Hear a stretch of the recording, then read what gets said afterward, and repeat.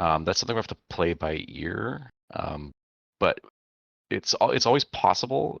So there's the potential for it to happen at least 2 more times when we do Act 2 and then Act 3. We will keep everyone informed if we do it again, but yeah, there's a possibility that we may have to consider it again. This was definitely the biggest change, so it definitely necessitated it. So we'll do our best to mitigate it next time around. But as Jenny said, we'll let you know ahead of time if it's going to be the case. Yeah, it's definitely not something we take lightly. Resetting everyone's progress. Yeah. What about at full release? Are we likely to reset everyone for full release as well?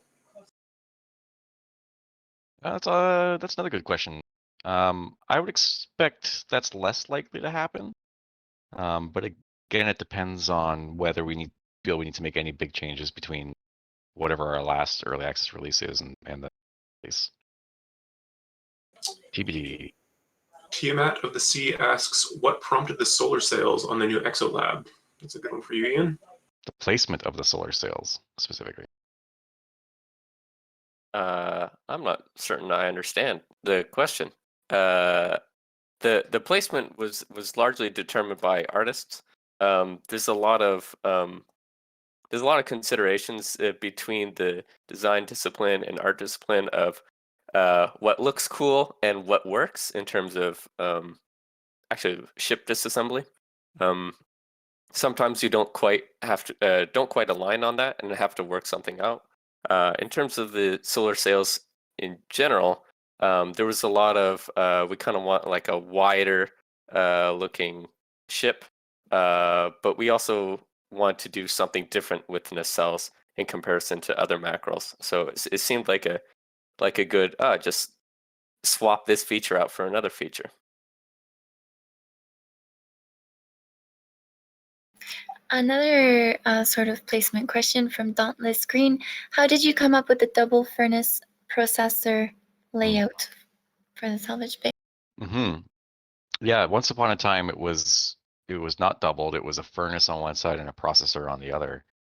And what we found was that there was just so many cases where you had something that needed to go on the completely opposite end of the bay. The processor piece that needed to get up and over or under the ship over to the other side, and it was a tedious bit of gameplay that wasn't particularly fun or interesting. So it just seemed the solution was to provide both options on both sides. The old bay looked really cool though. The furnace and the processor was a lot bigger, like longer, basically taking up the entire sides. Yeah, they were super intimidating. Yeah, it looked and scary. Also you could shove every single ship right into one of them. So that was another reason why we shrunk them down a little bit. They're Yeah, I pretty remember large. that. Yeah. There were also some lighting implications. I remember the artists were really unhappy with giant red light on one side and giant blue light on the other side. That's true. Yeah, it provided more of a balance from a lighting perspective. Are there plans to bring out bigger ships? Asks Pax. If we could do bigger, we probably would, but I think we've mentioned in a couple of other places that we're really hitting the upper limits technically of the game. But also the bigger the ships are, the more you need kind of tools that handle larger salvage. So we just wanted to focus on the tool set that we have, and that sort of dictates a certain scale of ship. So maybe in future versions of Lakes there might be larger ships. Yeah, and there's also a time commitment to think of. Like javelins, kind of depending on how much you've played them and how good you are at the game, can take an hour and a half. And if we go with a bigger ship, technical questions aside, logistics aside, I'm not sure how many people really want to sit and salvage like a 3-hour ship, say. Maybe you do, maybe you don't. It's probably not for everyone, I imagine, though.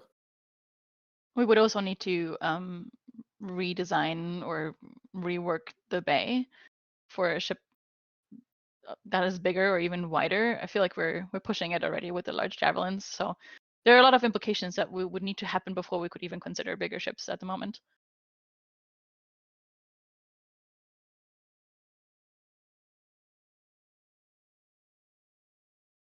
Next. Torf asks, any plans to expand on the Mars tugs in the lore? They're a really cool part of the lore. Maybe. I won't say Good too answer. much more. Possibly. They are very cool. We think that they're very cool. Exia asks, do we plan to make more ships? Is that the same question? Oh, I see. More ships, and also are they going to be bigger? So yeah, I think we've already addressed kind of the bigger ship. But do we plan to make more ships? That is the plan. This is from Guy, our one of our moderators, and he's asking, there's a clear move to unsafe salvage. What are the future hazards planned? I don't know if you can talk about it, but I think one is already new plan. announced. Hmm. Yeah, we've already talked about. I think in our last video that we've got radiation coming down the pipe as a new hazard getting added to the game. So that will definitely make things even more unsafe. Coming to ships in your bay soon. Do you think the game will be more or less systemic going forward? Hmm. That's from Shift. About the same, probably. Yeah, I don't think it'll. I think it'll stay the same. I think we found the flavor of systemicism that we like. Um, we love the blend of handcrafted ships with systemic elements and in general the systemic gameplay, the open-ended gameplay. We don't want to change that.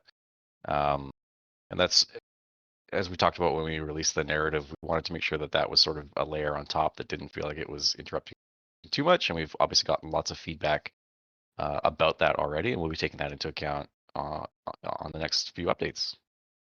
There are some things that we're considering that are like light systemic changes or additions that have to do with the narrative, but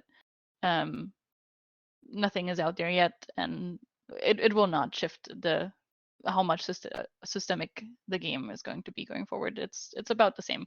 We have introduced all like major elements to the game. The systemic aspect of it, the progression aspect of it, the way the ships work, and the narrative, and that's about the piece that we want. Kerr first asks, this is a good one for Vicky. What are your objectives for UI design right now? For example, I think everyone noticed you took off the O2 timer and moved the shift timer. What about the UI, the ship catalog UI, for example? Hi, thanks for the question. It's my first time answering a question on this AMA, so this is kind of cool for me. So the direction that we're trying to take is we're trying to make players feel as knowledgeable about ships as they can be and about cutting, which is why the goal or the objective has been to shift towards trying to salvage as much of a ship as possible. So the ship selection screen itself, that's something that's, I think I can say this, is in the works. But the goal is still, just to try and make changes to make the ship selection more meaningful and more of an informed decision that a player gets to make. I don't think I can say much more than that, unless I'm wrong. I don't know. Bandit KS asks, what drives / inspires your design choices in ship parts and components? The new release has loads of new interior and exterior parts. For example, the new interior walls and the cargo heavy max are pretty cool and thematic. I can kind of answer that question. For that example in particular, we were doing the pass of the mackerels, and we thought it's more or less as we needed it. Is we thought, oh hey, these ships, there's more we can do to push the figurative edge of what gives them a unique identity. So there's a definite cost benefit analysis to every single one of those. There's things that we feel that probably give us the most bang for our buck. Those walls, for instance, we could probably use in other ships. So that goes a long way in not just characterizing that one ship, but potentially helping other ships in the future. Yeah, I think the rework of the macros is a really good example for what we're trying to do and how we're thinking about the ships going forward. We want to make sure that the different roles are clearly communicated in the visual design and in the pieces that you salvage. So yeah, I really like the interior walls for the heavy cargos that Art and Ian have come up with. Those are really cool, and we want to like keep doing things like that that thematically push our ship roles apart more. So hopefully more of those.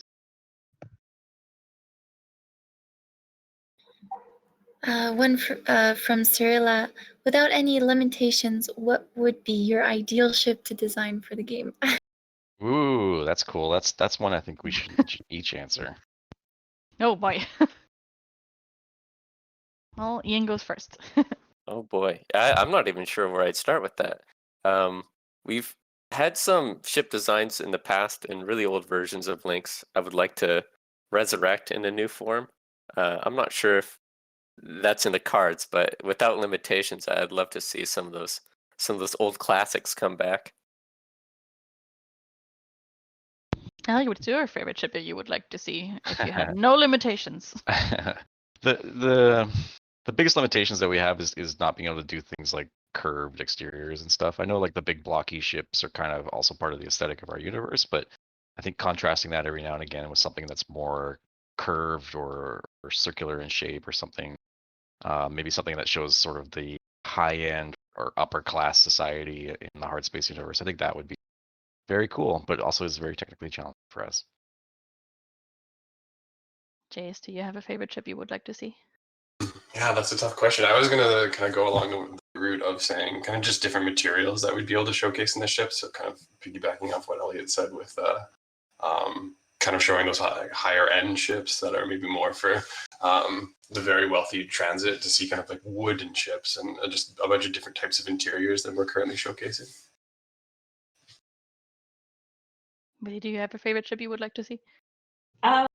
Yeah, I think it's in a similar vein of particularly high-end ships, but I would also really like to see ships filled with objects that represent more of the game world too. So like, I know we have science ships, but again, like really high quality ships where you see elements that were saved from Earth or from other parts of the universe, and you can kind of have more interesting collectibles with different materials and kind of curved interiors is very much in that direction. That'd be super cool. Cool. I want to what see about all you, these. If all my dreams would come true and we had no limitations whatsoever, I would love to collaborate with NASA and be able to put NASA ships in there, like existing ones. I know I don't really get to answer this question, but I'm answering it anyway. Do it. If anything were possible and there are no limitations, I would love to see liquid water transports. So you have like a cargo hold that's just filled with liquid water. Nice. Liquid physics and zero G would be a nightmare, I imagine. I can Cool. hear our coders wailing in the corner just saying that. That would be cool, though. It would be super cool. And think about the audio implications. You Oh have God. pressurized space, unpressurized space, and then water. Here's another one for Jace. Are the race ships specially chosen, or are they just randomly assigned? So they were specially chosen when we first launched, but with the recent update, we've actually got the system to a fully randomized and fully auto-generated system. So we're super excited about that because there was a lot of overhead before. But yeah, so this should kind of help us keep good variety, make sure it's always running.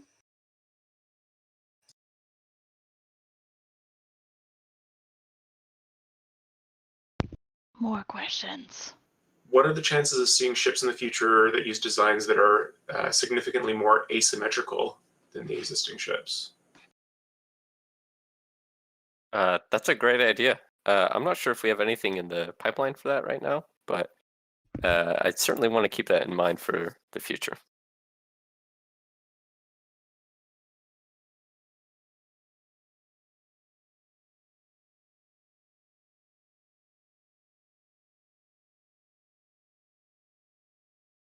Any more questions? Keep throwing them at us, Ian. Bring him, Ian. I'm looking for good ones. There's so many questions to go through. Yeah, exactly. See also some audio questions, so those aren't terribly relevant.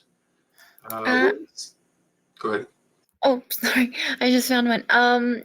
You said we said in the FAQ that we have the potential to make ships completely by hand. How and what tools would you use to do this?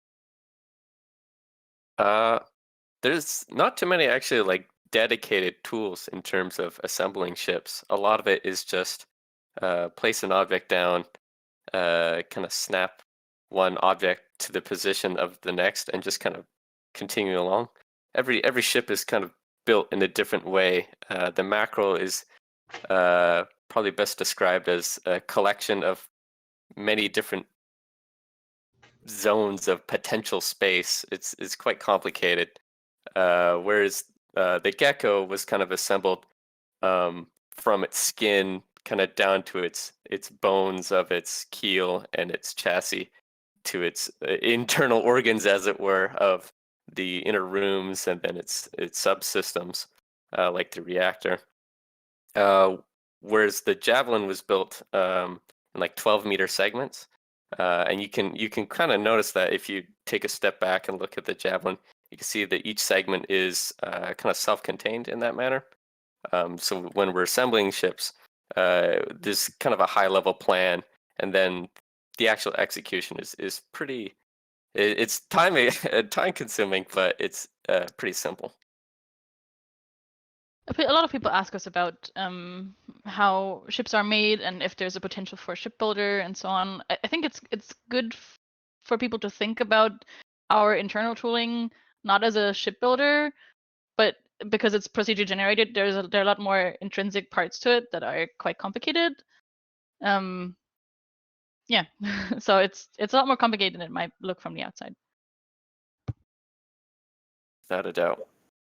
What was the inspiration for the HUD? Asks ORJP3.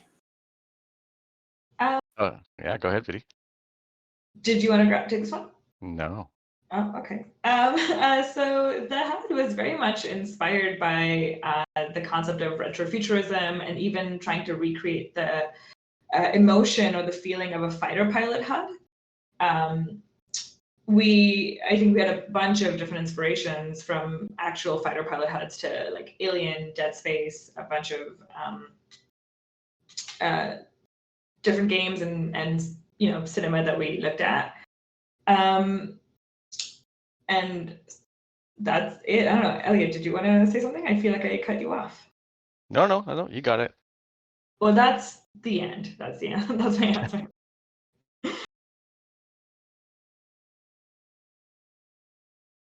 I hope you guys like it. I don't know. It's great, Biddy. It's great. It's fantastic. I made it just for you, Ian. Thanks. We've seen a few questions about military ships. I think it'd be nice to hit a few of them at once with that. Could you guys maybe briefly go over what the plans are for that? Sure. Yeah, it's definitely military ships is one that gets recommended or asked for quite a bit. And I think just where we're coming at it from is there's so many types of ship from just a pure industrial or like commercial aspect that we want to continue to explore. Military might be something we do at some point, but it's also pretty well trod territory in many different games, and so we're tending to try to do something different. We tend to try to do something that doesn't fall into that category. It's also just not in the hard space universe. Military just isn't really a big factor. Policing and stuff might be, and you might see more like law enforcement vehicles or something at some point. But there's not like big armies or anything. There's no big warfare happening. So they just kind of don't exist at a large scale in this universe. Yeah, we're interested in also just like thinking about the industrial aspect of ships and what personal ships would look like in this universe. And aside from military ships not being that hugely featured in the universe overall, it's also just something we want to explore creatively and from an artistic perspective, because as Elliot said, there are so many existing military ships in other games already that we're interested in exploring other sides of sci-fi and spaceships, ship designs that are not that. Toki asks, are you planning on the same kind of detail update on the javelins and geckos that the mackerels had in the last patch? That is the intent. Or the intent is now that we've sort of got this foundation of ships set, the javelins and the geckos and the mackerels, to now go through and look at all the feedback and the playtests that we've been doing and really make them sing. As Jenny mentioned earlier, trying to really push the theming on all of these things into a much stronger location. Is the intended way to salvage the glass to cut it out? Good question. Yeah, basically, or cut kind of everything around it. Cutting the glass is probably easier. Where did the ship names come from? We have a random name generator. So we've got a list of a whole bunch of different names and a whole bunch of different combinations that they can possibly fire. So yeah, every time a new ship is run, we kind of spin that dice and see what comes up. I wonder if the question is about the random ship names, or about the ship model names. Oh, the ship model names.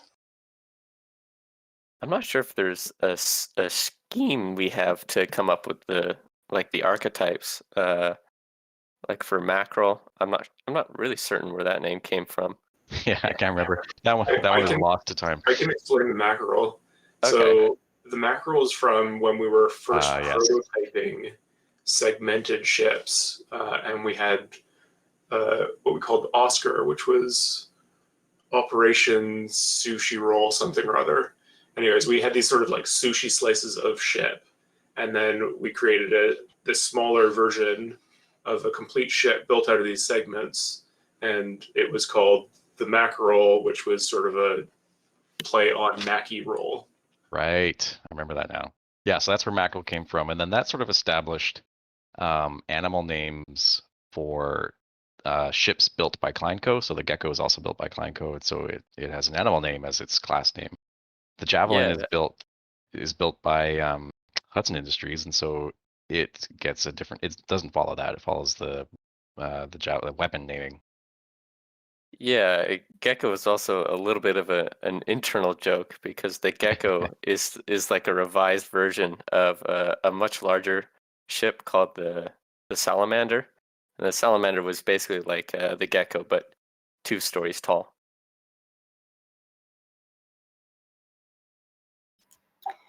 Torf asks, I'm really curious about this old Morgan station design. Why was the furnace at the center?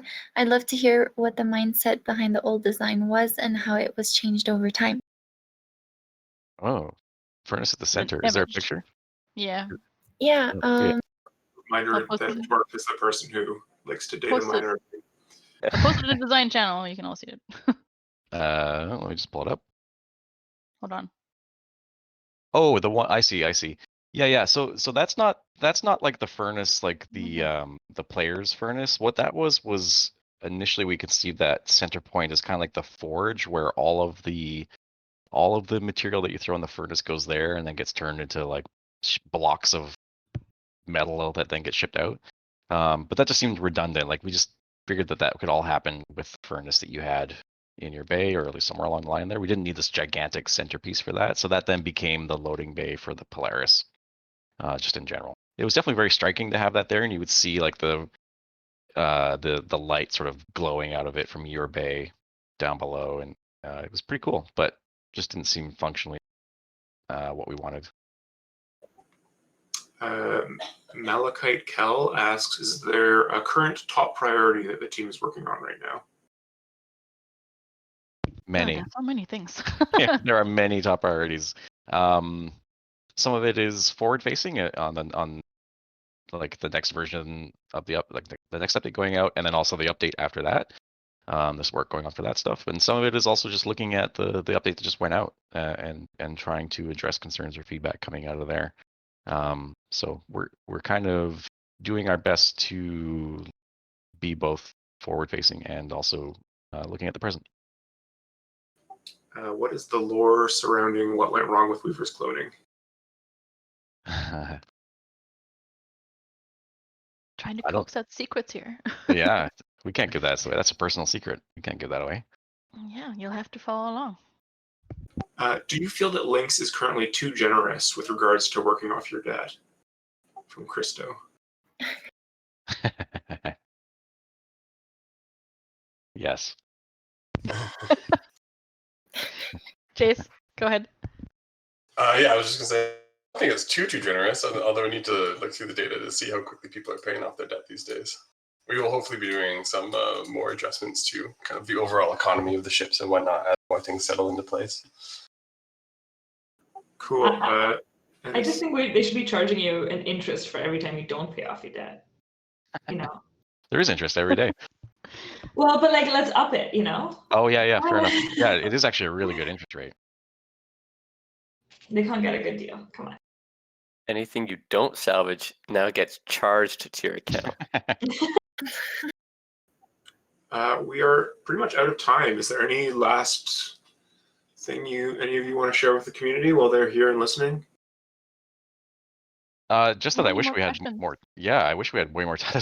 There's like 500 questions here that we didn't get to. And we love these opportunities to chat with you guys, and I wish we did them more often. Because this is fun. This is super fun. I hope you guys have fun. Cool. Well, maybe we can do another one sooner rather than later, and we can get some more of these questions answered. Yeah, for sure. Yeah, I'll probably stick around in the chat a little bit to answer a few questions, but I got some stuff to do today, so won't be around forever. I'll leave the text channel open. Awesome. Yeah, I'll stick around till my food shows up. Cool. Thank you, Awesome. everybody. Thanks, everyone. Cheers. Thanks, Thanks, everybody. very Ella. much. I gotta Thank hop into you. more meetings, but have fun. Bye. Cheers.